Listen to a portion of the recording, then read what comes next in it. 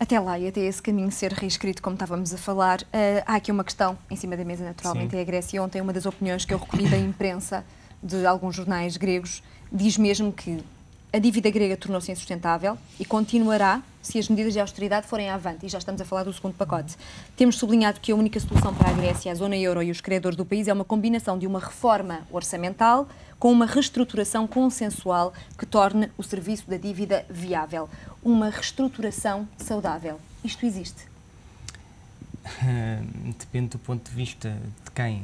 Provavelmente o que ele quer dizer com isso está a falar da possibilidade de haver um cumprimento parcial.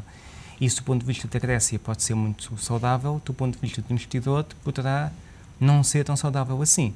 Agora, há propostas, por exemplo, para emitir dívida, o Fundo de Estabilização Europeu emitir dívida e depois fazer um swap de dívida, ou seja, com um desconto, os credores da Grécia trocarem dívida pelo Fundo Europeu com um rating muito superior e, portanto, desse ponto de vista, perdem algum valor, mas ganham maior segurança de receber o restante. É isso, não há soluções aqui fáceis. A Fitch dizia que há algum tempo que o problema de Itália não é um problema de fundamentais económicos, é um problema de confiança dos mercados.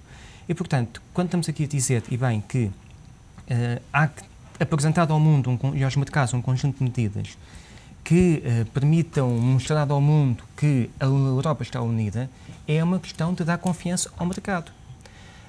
Essencialmente isso, porque nós estamos, de facto, num processo de mudança de paradigma. Nós não sabemos o que é que vai acontecer, não sabemos como é que vamos para lá, sabemos é que as coisas estão a mudar. E basta pensar no seguinte, o número de pessoas no mundo tem vindo a aumentar de forma muito significativa. Os países do mundo a enriquecer estão a aumentar também significativamente, nomeadamente estamos a falar da China, da Índia, da Rússia e do Brasil. Países com grandes populações. Se toda a gente no mundo tivesse o nosso nível de vida na Europa, no mundo ocidental, seria necessário mais do que 2 planetas de recursos. Portanto, nós temos mesmo que mudar para um sistema económico e produtivo e paradigma muito sustentável para que toda a gente consiga ter um nível de vida mais elevado. Ou então, o que se verifica é toda a gente vai ter que empobrecer. Isso não está já a acontecer? É exatamente isso que está a acontecer.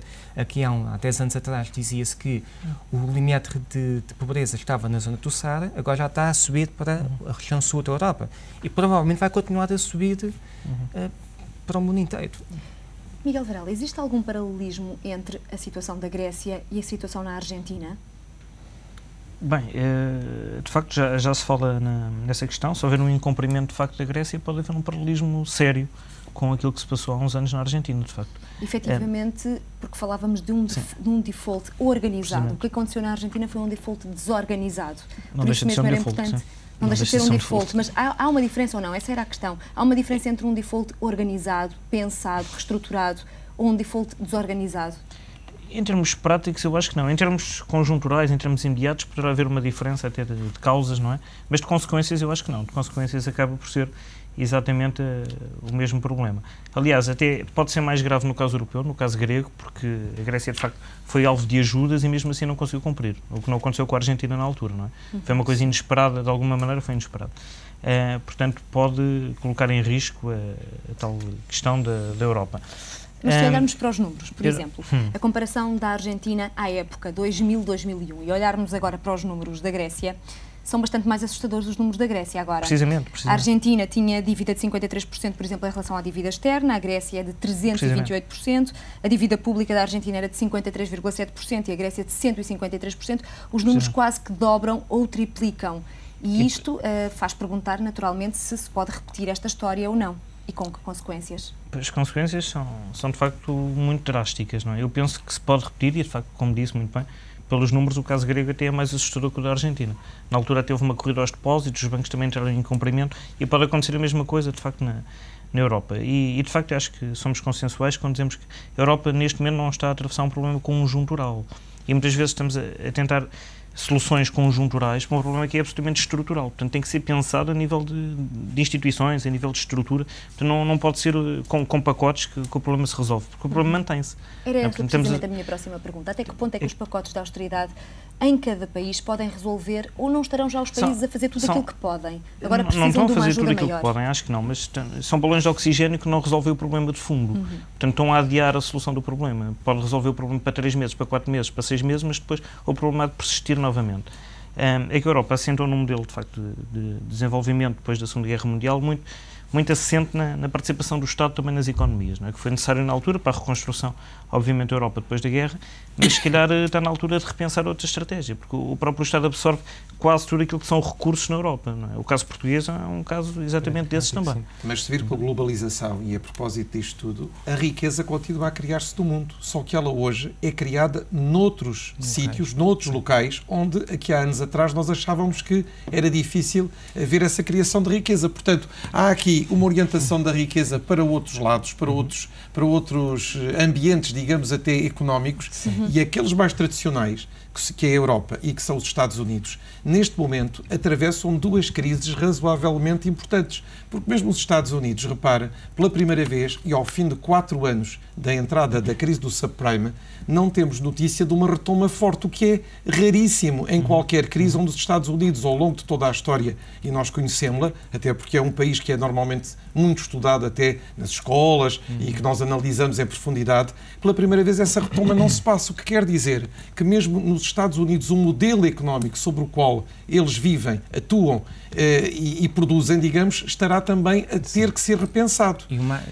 Diga. Diga, acaba. Não, e portanto eu acho que neste momento, para além da Europa, os 2 espaços mais representativos têm exatamente na transição que ser muito bem repensados, porque o tal paradigma de que falamos aqui aplica-se de tal maneira concretamente que ambos terão que ser diferentes para que também depois a economia mundial tenha essa influência. O mais irónico é que esse crescimento económico na China, nomeadamente, e no Sudeste Asiático, é nossa responsabilidade, porque fomos nós, europeus e americanos, que deslocalizamos a produção para esses países por ser mais barato. Mas agora acabamos por beneficiar com ela Índia e China. E na China? Sim, na China. Índia e China. Os 2, praticamente. Okay, Deslocámos essas atividades. Sim, para a China. Umas para a China e para a Índia também. Para a Índia, exatamente. E não só, para a Indonésia. Sim, para aquela zona toda. E, portanto, nós beneficiamos com isso, por um lado, e por um lado sim, no curto prazo, porque temos custos de produção mais baixos, portanto temos maiores rendibilidades por aí fora. Por outro, estamos a destruir emprego, estamos a destruir a economia e a nossa capacidade depois de exportar para lá é reduzida porque não estamos a produzir cá nada. Repare. Mas estamos a exportar mais. Sim, estamos a exportar mais. Mas porquê? Porque estamos a reorientar a nossa economia para outros setores.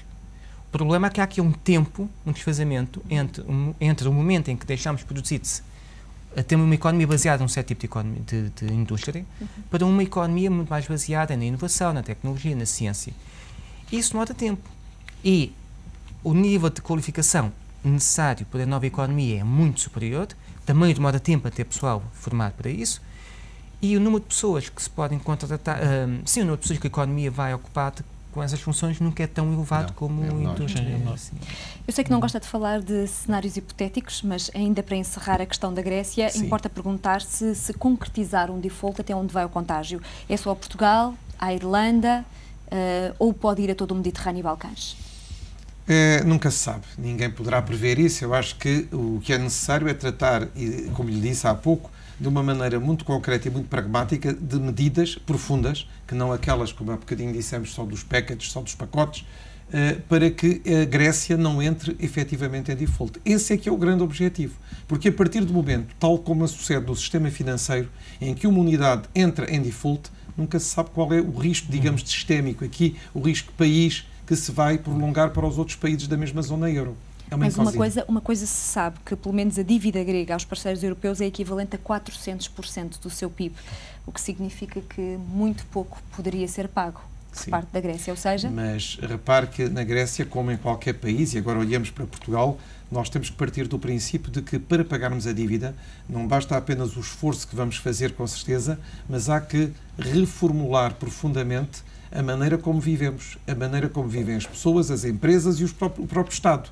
Ora, na Grécia, eu duvido que isso já tenha sido feito. E mais, eu penso que é difícil na Grécia, com certeza, até aplicar determinado número de regras e determinado tipo de reformas, porque há uma intranquilidade permanente nas ruas e há, com certeza, uma intranquilidade também que depois se prolonga nos próprios locais de trabalho, porque, efetivamente, o que nós vemos é que o país está em convulsão há muitos meses. Eu já não sei dizer quantos, mas permanentemente o país está mais devotado, digamos, ao protesto, à contestação, do que a uma interiorização de que tem que haver austeridade e que essa passa por uma diminuição dos padrões de vida, com dor, mas evitando, porque para isso lá está a Europa e lá está o modelo europeu, que a coesão social seja rompida. E esse é que é, digamos, o balanço muito difícil de fazer nestes países, mas que a Grécia também terá que fazer, como Portugal.